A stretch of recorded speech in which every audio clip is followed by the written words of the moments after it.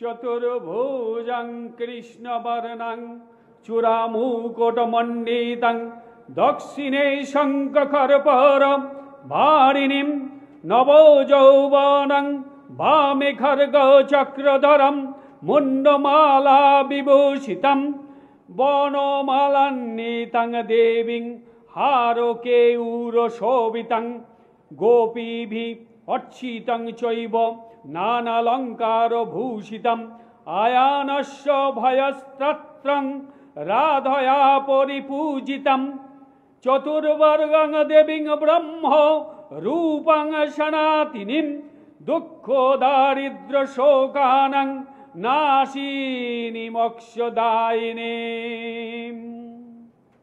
সবাইকে আমার সান্ধ্যকালীন প্রীতি শুভেচ্ছা অভিনন্দন জানিয়ে আজকের বিশ্বভিগু চক্রবর্তী লাইভ অনুষ্ঠান শুরু করছি। আজকে লাইভ অনুষ্ঠানের আগে আপনাদের কাছে একটা ইনফরমেশন দেব। সেই ইনফরমেশনটা হচ্ছে একটা গুরুত্বপূর্ণ ইনফরমেশন। সেটা হচ্ছে 27শে জানুয়ারি সোমবার দিন রটন্তী চতুর্দশীর দিন। রটন্তী চতুর্দশী, এই রটন্তী চতুর্দশী যে রটন্তী কালিকা পূজা হয়, এই রটন্তী কালিকা পূজা কে করেছিলেন, এই যে ধ্যানটা আপনাকে বললাম, আপনাদের কাছে আমি উপস্থাপনা করলাম, এই ধ্যানটা করেছিল কে জানেন? শুনলে আপনারা অবাক হয়ে যাবেন। এই ধ্যানটা করেছিলেন স্বয়ং রাধা রানী। এই ধ্যান মন্ত্রটা বলে মা ভগবতীর আরাধনা করছিলেন। এইটা দেখে আয়ান মানে রাধা রানীর স্বামী স্তম্ভিত হয়ে গিয়েছিলেন। ভাবলেন, এ কি, আমরা স্বামী স্ত্রী দুজনেই ভগবতীর আরাধনা করছি, এটা কি রকম? তাই এই ব্যাপারটা না বললেই নয়। এটা রাধা তন্ত্রে পরিষ্কার উল্লিখিত রয়েছে। রটন্তী চতুর্দশীর দিন রাধা রানী মায়ের এই ধ্যানটা বলে মায়ের পুজো করেছিলেন, মায়ের পুজো হোম করেছিলেন মাকে সন্তুষ্ট করবার জন্য। এই ধ্যানের সাথে আরও অনেকগুলো ধ্যান আছে, সেই ধ্যানগুলো করে মাকে সন্তুষ্ট করেছিলেন, মা ভগবতীকে সন্তুষ্ট করেছিলেন রাধা রানী। তাই আপনাদের সামনে আজকে আমার এই উপস্থাপনার একমাত্র কারণ হচ্ছে রটন্তী কালিকা পূজা মানে কিন্তু সকলেই জানে। রটন্তী কালিকা পূজা অঙ্কারাল বাদনং মুন্ডমালা বিভূষিতম, এই যে ধ্যান, এটা হচ্ছে দক্ষিণা কালীর ধ্যান। এই দক্ষিণা কালীর তো পুজো হবেই, সেটা তো করবেই, কিন্তু বিশেষ রূপে এই দিন রাধা রানী ভগবতীর আরাধনা করেছিলেন, মায়ের আরাধনা করেছিলেন, কালীর আরাধনা করেছিলেন।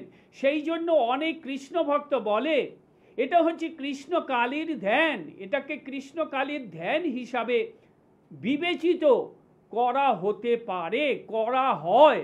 অনেকে তাই কৃষ্ণ ভক্তরা বলে না, কালীর নাম শুনতে পারে না, তারা জানে না তারা অরিজিনালি বৈষ্ণব কিনা আমার একটু সন্দেহ আছে। রাধাতন্ত্রে পরিষ্কারভাবে উল্লিখিত আছে এই দিন রাধা রানী ভগবতীর পুজো করেছিলেন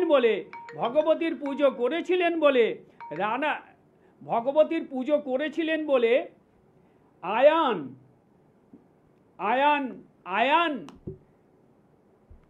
সে খুব সন্তুষ্ট হয়েছিল। সে ভেবেছিল যে আমি আজকে আপ্লুত হয়ে গেলাম, আমার স্ত্রীর এই মায়ের প্রতি যে গভীর যে আগ্রহ এবং মায়ের পুজো করা, এই মায়ের পুজোর ধ্যান করে মাকে সন্তুষ্ট করা, এটা আমি জীবনে কখনো দেখিনি। তো সেই কারণে এটা বলেছিল। তো আজকে যেটা বলার কথা সেটা হচ্ছে রটন্তী কালিকা পূজার দিন। রটন্তী অমাবস্যা, মাঘ মাসে যে অমাবস্যাতে পুজো হয় তাকে রটন্তী কালিকা পূজা বলা হয়। তো রটন্তী চতুর্দশীর দিন ভ্যারাইটিস তন্ত্রের প্রয়োগ হয়, যারা ইন্টারেস্টেড রটন্তী পুজোতে আপনারা পুজো দিতে ইচ্ছুক তারা আমাকে আমার ফোন নাম্বারে যোগাযোগ করে ফোন করে নেবেন। আমি চেষ্টা করব প্রত্যেকের নামে আহুতি দেওয়ার, এবং এই আহুতি কিন্তু সেই আহুতি নয়, এটা ধূত্রর বীজ দিয়ে আহুতি হবে, প্রত্যেকের নামে আহুতি হবে। যারা আর্থিক সমস্যায় ভুগছেন, যারা দাম্পত্য জীবনে কিছু পাননি, তারা এই দিন আপনারা আপনাদের নাম গোত্র আমার হোয়াটসঅ্যাপ নাম্বারে পাঠাবেন। আমি চেষ্টা করব সকলকে সন্তুষ্ট করে তাদের আর্থিক উন্নতি থেকে তাদেরকে আর্থিক উন্নতি করে তাদের অনেকটা ভালো জায়গায় নিয়ে আসা। যারা শত্রু দ্বারা আহত হচ্ছেন, এই ধূত্রার বীজের সাথে শর্করা, চিনি, মধু, ঘৃত মিশ্রিত করে এই যে হোম হবে, এই হোম কালীর হোম তো হবেই, এর সাথে এই একটা মন্ত্র আছে, সেই মন্ত্রটা দিয়ে হোম হবে, দারুণ করে হোম হবে। এবং যারা যারা ইন্টারেস্টেড আছেন আমার কাছে আমি একটা নাম্বার বলে দিচ্ছি, সেই নাম্বারে আপনারা হোয়াটসঅ্যাপ করবেন। সেই নাম্বারে আপনারা লিখে নিন 7501669525। এই নাম্বারে, এটা আমার হোয়াটসঅ্যাপ নাম্বার। এই হোয়াটসঅ্যাপ নাম্বারে যারা যারা ইচ্ছুক পুজো দিতে মায়ের নামে উৎসর্গ করে পুজো হবে, হোম হবে, আরতি হবে, তারপরে আপনাকে ষোড়শ পূজারে মায়ের পুজো হবে। পুজো হওয়ার পর মায়ের বিশেষ হোম হবে। এই মায়ের বিশেষ হোম কিন্তু এই দিন আরও অনেক কিছু দিয়ে হোম হবে, সেগুলো তন্ত্রের বিষয়, সেগুলো সব বলা যাবে না, স্টুডিওতে সব বলা যায় না, এগুলো গুপ্ত ব্যাপার, তন্ত্রটা সম্পূর্ণই গুপ্ত ব্যাপার। তো যাই হোক, এই যাদের বশীকরণ হচ্ছে না তারা অবশ্যই 27 তারিখের আগে আমাকে ফোন করে হোয়াটসঅ্যাপ করে আমাকে জানাবেন নাম গোত্র, এবং যাকে আপনি ভালোবাসেন সেই লোকটির, সেই স্ত্রী অথবা স্বামীর নাম সহ আপনার ছবি সহ আমাকে হোয়াটসঅ্যাপে পাঠাবেন। আপনাদের নামে আমি হোম করব, পুজো তো করবই, মানে সংকল্প যখন করব আপনাদের নাম করে সংকল্প হবে।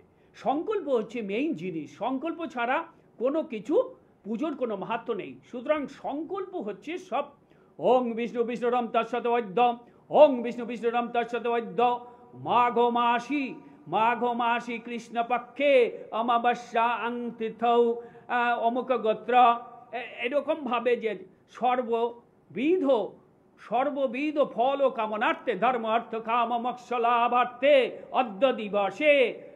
অত্র দিবসে নিশাকালে এইবার আপনার নাম সহ হোম করা হবে। এইটা হচ্ছে মেইন জিনিস। যাই হোক, এটা পরের কথা। তো আজকে আমি এবার চলে যাচ্ছি আমার অ্যাস্ট্রোলজিক্যাল সাবজেক্টে। আজকে আপনাদের সামনে আমি এমন একটা উপস্থাপনা করতে চলেছি, সেটা হচ্ছে এমন একটা জিনিস উপস্থাপনা করছি সেটা এই পশ্চিমবঙ্গে চ্যানেলেই এই প্রথম হচ্ছে। এর আগে বিগত দিনে কেউ এরকমভাবে এই প্রোগ্রাম করেনি। সেটা নিয়ে আজকে আমি আলোচনা করব। সেটা কি? সেটা হচ্ছে ইন্দু লগ্ন। ইন্দু লগ্ন কাকে বলে? ইন্দু লগ্নের উপকারিতা কি? ইন্দু লগ্ন দিয়ে কি হয়?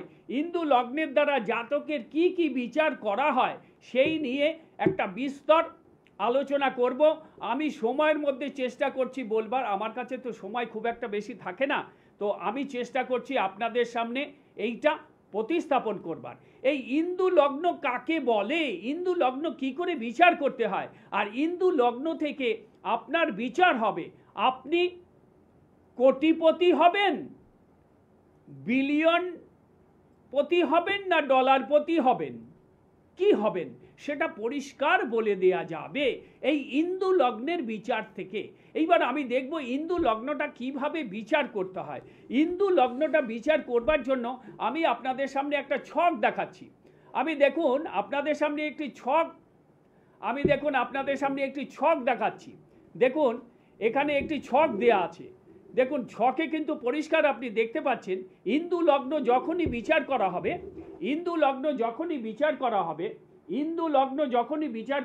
তখনই জাতককে যেটা মেইন করতে হবে, ইন্দু লগ্ন যখনই বিচার করা হবে তখন সবার আগে লগ্ন থেকে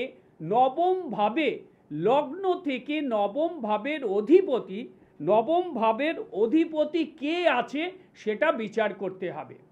সবার আগে লগ্ন থেকে নবমপতি কে আছে বিচার করতে হবে। এই ছকে দেখুন লগ্ন থেকে নবমপতি বসে আছে, নবমপতি রবি। এইবার দেখুন পাশে কতগুলো ডিগ্রি দেওয়া আছে, ডেটের ঠিক নিচে রবি, এগুলো ফিক্সড, এগুলো আপনারা লিখে নিতে পারেন। বিগত দিনে এই রকম প্রোগ্রাম আমি ছাড়া পশ্চিমবঙ্গে এই প্রথম হচ্ছে এই রকম প্রোগ্রাম। আপনারা কখনোই এই রকম প্রোগ্রাম দেখেননি, এরকম প্রোগ্রাম কেউ করে না। আমি কারোর সম্বন্ধে কিছু বলছি না, কে করে না করে সেটা তার ব্যাপার, আমি সেটা বলবো না। আমি যেটা বলতে চাইছি সেটা হচ্ছে এই যে দেখুন পাশে কতগুলো ডিগ্রি দেওয়া আছে, দেখুন পাশে কতগুলো ডিগ্রি দেওয়া আছে। রবির ডিগ্রি 30, চন্দ্রের ডিগ্রি 16, মঙ্গল 6, বুধ 3, বৃহস্পতি 10, শুক্র 12, শনি 1। ঠিক আছে? আচ্ছা সরি, আমি একটা ভুল বলেছি, ওটা বুধ, ওটা 8 হবে, 8, ওটা ঠিক পরিষ্কার বোঝা যাচ্ছে না। এইটা কিন্তু ফিক্সড, এইবার এইটা কখন লাগবে আমি আপনাদের জানাচ্ছি। আমি জানি না পারবো কিনা বোঝাতে, অনেক পয়েন্ট আছে এগুলো বলতে, এগুলো পরিষ্কারভাবে বোঝানো যায় না। সেই জন্য সবসময় আমি বলি আপনারা ওই ফোনে আমাকে জিজ্ঞাসা করবেন, 1 মিনিটে 1.5 মিনিটে আপনাকে উত্তর দেব, সেই জ্যোতিষী আমি নই, সেইভাবে আমি জ্যোতিষ প্র্যাকটিস করি না। আমি চাই পশ্চিমবঙ্গের প্রতিটি মানুষ জ্যোতিষ সম্পর্কে সচেতন হোক, জ্যোতিষ মানুষকে কি করতে পারে, জ্যোতিষ মানুষকে কি দিতে পারে, সেটা হিন্দু লগ্ন থেকে বিচার করে বলা যাবে। সেই জাতক কতটা ধন সম্পত্তির মালিক হবে, সে আজকাল লাখপতিকে গণায় ধরা হয় না, লাখপতিকে গণায় কেউ ধরে না, সব এখন কোটিপতি, তারপর বিলিয়ন ডলার এইসবই হিসাব হয়। তো এইবার এই ছক থেকে বিচার হবে, এটা একটা জাতকের ছক থেকে আমি আপনাকে পরিষ্কারভাবে জানাতে চাইছি। এইটা দেখুন লগ্ন থেকে নবম ভাবের অধিপতি রবি বসে আছে, দেখুন রবি বসে আছে নবম ভাবে। এইবার রবির ডিগ্রিটি দেখুন 30-এর, রবির ডিগ্রির পাশে দেখুন 30 লেখা আছে। ঠিক আছে, এইবার এটা হয়ে গেল। এইবার লগ্ন থেকে যেমন রবি বিচার করব, অনুরূপভাবে চন্দ্র থেকেও নবম ভাবের বিচার করব। চন্দ্র থেকে যদি আমি নবম ভাবের বিচার করি, শুক্র আসছে, দেখুন চন্দ্র থেকে চন্দ্র কুম্ভ রাশিতে রয়েছে, তার মানে 2, 3, 4 অ্যান্টিক্লকওয়াইজ যদি আপনি ঘোরান, সেক্ষেত্রে দেখুন নবম ভাবের অধিপতি শুক্র, বিষ রাশির অধিপতি হচ্ছে নবমপতি। এই শুক্রের পয়েন্ট কত? 12। দেখুন শুক্র 12 দিয়ে লেখা আছে, আপনাদের বোঝানোর জন্য এইটা করা হলো। তো এইবার 30 আর 12কে আমি যোগ করব। কেন 30 আর 12 যোগ করব কেন? এই হিন্দু লগ্ন বার করবার ক্ষেত্রে এটাই নিয়ম, লগ্ন থেকে নবম ভাব, চন্দ্র থেকে নবম ভাবের অধিপতি, তারা কত মার্কস পেয়েছে, আপনি বাংলা কথায় মার্কস ধরে নিন। 30 আর 12 42। এইবার 42 হচ্ছে আমাদের রাশিচক্র কটা, আমাদের রাশি কটা 12, যেহেতু 42-এর চাইতে, যেহেতু 12-র চাইতে 42 বড়, সেই হেতু 12 দিয়ে 42কে ভাগ করতে হবে। 12 দিয়ে 42কে ভাগ করলে কত হয়? 12 দিয়ে 42কে ভাগ করলে 3 বারং 36, তাই তো? 3 বারং 36 হচ্ছে। তো 36, 42 থেকে 36 বাদ দিলে হচ্ছে 6। এইবার আপনি দেখুন এই 6, এই যে 6 আছে, এই 6টা হচ্ছে হিন্দু লগ্ন, এই 6টা হচ্ছে হিন্দু লগ্ন চন্দ্র থেকে। It is very important point, please be noted it. এটা কিন্তু হিন্দু লগ্ন, এই যে হিন্দু লগ্নের এই যে ষষ্ঠ 6 যে আমাদের ভাগশেষ বেরোলো, এই 6 ভাগশেষটা কোথায় পড়েছে দেখুন, এই 6 ভাবটা কিন্তু পড়েছে আপনার কর্কট রাশিতে। সেই জন্য দেখুন কর্কট লগ্নের নিচে, কর্কট রাশিতে আমি হিন্দু লগ্ন লিখেছি, দেখুন কর্কট লগ্নের পাশে আমি কিন্তু হিন্দু লগ্ন লিখেছি, পরিষ্কার বুঝতে পারছেন? এইখানে দেখুন হিন্দু লগ্ন লেখা হয়েছে, 6-এর পাশে। তার মানে অবশিষ্ট ভাগশেষ যেটা থাকবে সেটা চন্দ্র থেকে কোন রাশিতে পড়েছে সেইটা দিয়ে আমি হিন্দু লগ্নটা বের করে নিলাম। এইবার হিন্দু লগ্নের বিচারটা এবার শুরু হবে, কে ডলারপতি হবে, কে কোটিপতি হবে, কে ভিখারি হবে, এখান থেকে পরিষ্কার একটা ছবি, একদম জল জল জল জল জল জল করে একদম আপনার আয়নার মতো ছবি চলে আসবে। একদম কেউ যদি বিচার করতে পারে কোনো জাতকের ছক, আমার মনে হয় না পশ্চিমবঙ্গে এর আগে, ইউটিউব বাদ দিয়ে, ইউটিউবের ব্যাপারটা আলাদা, ইউটিউব বাদ দিয়ে আজ পর্যন্ত কেউ, চ্যানেলের কথা তো ছেড়েই দিন, চ্যানেলের কথা ছেড়েই দিন, কেউ ছক বিচার অবধি হিন্দু লগ্ন কেউ করেনি। আমি এটা কেন বললাম, আজকে মানুষ কিন্তু অর্থের জন্য খুব কষ্ট করছে, চরম খাটনি করছে, কিন্তু সঠিকভাবে পয়সা রোজগার জায়গা পাচ্ছে না। সেই কারণে আজকে আমার এই আলোচনাটা আপনাদের কাছে রাখতে চেষ্টা করছি। এইবার ঘটনা হচ্ছে, কে কতটা সম্পদ অর্জন করবে এইবার এটা বেরোবে। সেটা দেখুন, হিন্দু লগ্নে দেখুন দুটি গ্রহ বসে আছে, পরিষ্কার দেখতে পাচ্ছেন। হিন্দু লগ্নে দুটি গ্রহ বসে আছে, একটা বুধ একটা বৃহস্পতি। অষ্টম হোক, এটা লগ্ন ক্ষেত্রে অষ্টম, ওতে কিছু যায় আসবে না। হিন্দু লগ্নে দুটি শুভ গ্রহ বসে আছে, বুধ এবং বৃহস্পতি। সুতরাং এই বুধ এবং বৃহস্পতি কিন্তু এখানে উচ্চস্থভাবে অবস্থান করছে। যেহেতু দুটি শুভ গ্রহ হিন্দু লগ্নে অবস্থান করছে, সেই হেতু এই জাতক বিলিয়ন ডলারের মালিক হবে এবং সে করছে, সে হয়েছে। সেই জন্য এটা আমার এক্সপেরিমেন্ট, এইগুলো আমার হয়েছে বলে আমি আপনাদের বলছি, এটা হয়েছে সেই কারণে আপনাদের বলছি। এই হিন্দু লগ্ন থেকে বিচারে আমি দেখতে পেলাম, হিন্দু লগ্ন যেখানে পড়েছে সেখানে বুধ এবং বৃহস্পতি দুটি শুভ গ্রহ অবস্থান করছে।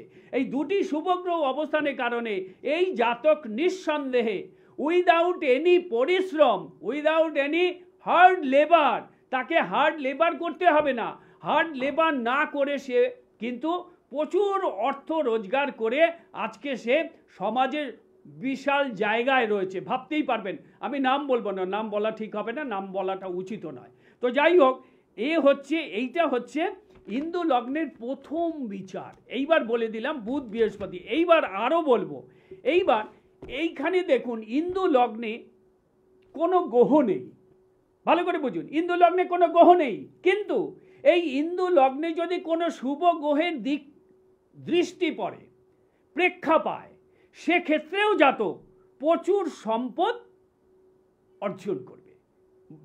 ব্যাপারটা বোঝাতে পারলাম? ব্যাপারটা বোঝাতে পারছি আপনাদের? দেখুন, এখানে এই হিন্দু লগ্নের ঘরে যদি শুভ গ্রহের কোনো দৃষ্টি না পড়ে, সেক্ষেত্রেও জাতক প্রচুর অর্থের মালিক হবে, প্রচুর অর্থের মালিক এবং প্রচুর সম্পদ অর্জন করবে উইদাউট এনি হার্ড লেবার।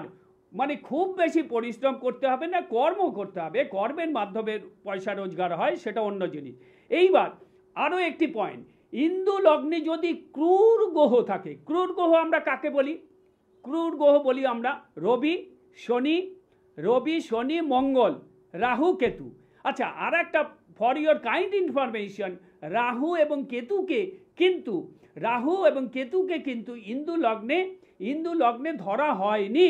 ওই দেখুন, আমি পাশে কিন্তু তাদের কোনো মার্কস লিখিনি, রাহু কেতুকে ধরা হয়নি, রাহু কেতু নিয়ে পরে আসছি।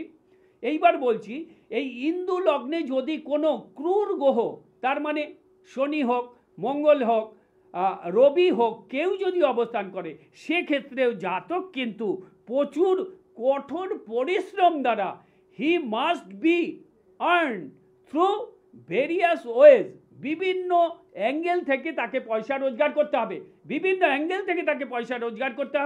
বিভিন্ন অ্যাঙ্গেল থেকে এবং কঠোর পরিশ্রম, হার্ড লেবার ছাড়া সে জীবনে পয়সা রোজগার করতে পারবে না। কোটিপতি তো হবেই না, এবং কোটিপতি হওয়া তো দূরের কথা, সে কঠোর পরিশ্রম করে পয়সা উপার্জনের একটা সামান্যতম রাস্তা পেতে পারে যদি ক্রূর গ্রহের অবস্থান হয় বা ক্রূর গ্রহের দৃষ্টিও থাকে। হয়ে গেল। এইবার এই হিন্দু লগ্ন যদি 6 আর 12 সাথে কানেকশন হয়, সেক্ষেত্রেও 6 আর 12 ষষ্ঠপতি, অষ্টমপতি, দ্বাদশপতি হয়ে অবস্থান করে, সেক্ষেত্রেও জাতকের কিন্তু ভালো সম্পদ সে জাতক আর্ন করতে পারবে না, অর্জন করতে পারবে না, কামাতে পারবে না, কারণ সে ষষ্ঠ, অষ্টম এবং দ্বাদশের সাথে কানেক্টেড হয়েছে। এইবার আরেকটি পয়েন্ট, কোনো নিচস্থ গ্রহও যদি এখানে অবস্থান করে তবে কিন্তু এই যোগটা হবে না। কোনো নিচস্থ গ্রহ যদি হিন্দু লগ্নে অবস্থান করে সেক্ষেত্রে সেই ক্ষেত্রে এর কোনো বিচার হবে না, ইনকাম সে করতে পারবে না, কষ্ট করে তাকে অর্থ সম্পদ রোজগার করতে হবে। এইবার আরও একটি পয়েন্ট বলছি, হিন্দু লগ্নে কোনো শুভ গ্রহ অবস্থান করলে প্রচুর সম্পদ যেমন অর্জন করবে, ক্রূর গ্রহ করলেও পারবে, এগুলো বলে দিলাম। এইবার হচ্ছে আরেকটি ভাইটাল পয়েন্ট, হিন্দু লগ্নে কোনো গ্রহ যদি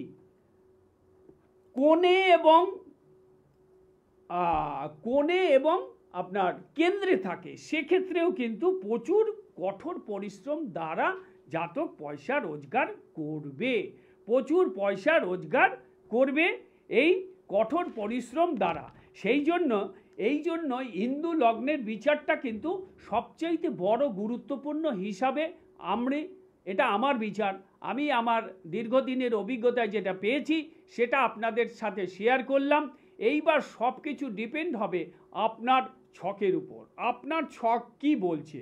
আপনার ছক এখানেই শেষ নয়, এখানে অনেক কিছু আছে। এটা আমি আপনাদের জাস্ট এক্সাম্পল দিলাম এই কারণে, এই যে জিনিসটা এটা বিচার করতে হবে। এটা একজন জাতক যখন চেম্বারে আসবে তখন তাকে এই হিন্দু লগ্নটা বিচার করে দেখতে হবে সে তার টাকা পয়সার পজিশন কি হতে পারে, টাকা পয়সা কত পরিমাণ সে পেতে পারে, সে কি অরিজিনাল সারা জীবন খেটেই যাবে, সারা জীবন সে খেটেই অর্থ রোজগার করবে, নাকি সারা জীবন অর্থ খেটে খাটবার পর সে প্রচুর একটা ভালো একটা স্ট্যান্ডার্ড জায়গায় যেতে পারবে। দেখুন প্রচুর লোক আছে জীবনে প্রচুর পরিশ্রম করে, সকাল 6টায় বেরোয়, রাত 10টায় বাড়ি যায়, কিন্তু মাস গেলে 20,000 টাকা বেতন পাচ্ছে। আবার এমন লোকও আছে ঘরে বসে থাকে, পিছনে বালিশ দিয়ে হেলান দিয়ে থাকে, हेलो हेलो कहाँ से बोल रहे हो, कहाँ से बोल रहे हो, हाँ ठीक है भेज दो, हम भेज देते हैं, ऐसा भी है। তার মানে বুঝতে পারলেন কেসটা কি হলো। তার মানে এমন লোকও আছে যে বিনা পরিশ্রমে কোটি কোটি ডলার ইনকাম করছে, সেটা ছকে থাকতে হবে। এটা ছকে কিন্তু প্রত্যেকের থাকে। এই ছকে বিচার যতক্ষণ পর্যন্ত সম্পূর্ণ না হবে, যতক্ষণ পর্যন্ত আপনি নিজে আশ্বস্ত না হবেন ততক্ষণ পর্যন্ত আপনি শুভ জায়গায় পৌঁছতে পারবেন না। এরপরও অনেকগুলো আরও ব্যাপার আছে এই হিন্দু লগ্নকে কেন্দ্র করে আরও অনেকগুলো বিষয় আছে। এই অনেকগুলো বিষয় আমি নেক্সট প্রোগ্রামে আরও চেষ্টা করব আপনাদেরকে বুঝিয়ে দেওয়ার জন্য, আরও সুন্দরভাবে বুঝিয়ে দেওয়ার জন্য, একটার পর একটা। এখন থেকে আমি চাই না পশ্চিমবঙ্গের কোনো জাতক কিংবা জাতিকা, কোনো লোক, যেমন বাবা রামদেব বাবা একটাই কথা বলেছিল, আপনারা যাই বলুন না কেন সেগুলো আমার ধরার দরকার নেই। বাবা রামদেব কিন্তু এমন কথা একটি বলেছিল একদিন, আমি তখন দিল্লিতে ছিলাম, দিল্লিতে আমি চেম্বারে ছিলাম, তখন উনি গিয়েছিলেন প্রগতি ময়দানে। আচ্ছা, সেদিন উনি বলেছিলেন, আমি ভারতবর্ষ পৃথিবীতে এমন একটি মানুষকে রাখবো না যে প্রাণায়াম জানবে না। ঠিক তেমনি আমি চাইছি পশ্চিমবঙ্গে এমন কোনো লোক থাকবে না যে জ্যোতিষ সম্বন্ধে তার একটা জাস্ট হালকা যে ধারণা, সেই ধারণাটা থাকবে, প্রত্যেকটি মানুষের ধারণা থাকবে। সেক্ষেত্রে কি হবে, আপনারা জীবনে প্রতিষ্ঠিত হওয়ার ক্ষেত্রে অনেক সুযোগ পাবেন। আপনি যদি অভিজ্ঞ জ্যোতিষীর পরামর্শ নেন সেক্ষেত্রে ও আপনাকে কিন্তু সঠিকভাবে দিশা দেখাবে, জীবনে আপনি প্রতিষ্ঠা পাবেন। ভালো থাকুন, আনন্দে থাকুন। জয় জয় তারা, জয় মা, জয় মা।